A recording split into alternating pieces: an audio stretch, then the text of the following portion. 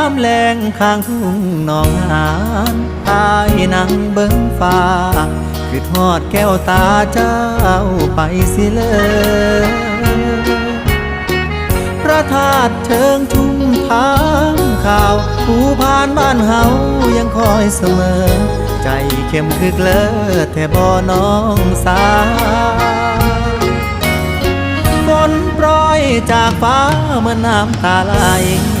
ในใจของอายเป็นห่วงคนไกลบ่มีข่าวคราวน้ำหลากหนองหานฟูงปลาชวนกันพา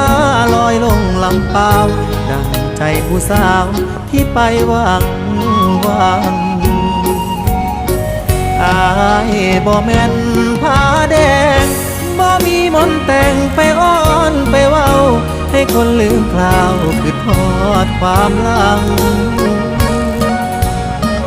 ยานผู้เขียวใบมอนไปหลงคำวอนของคนมีตัง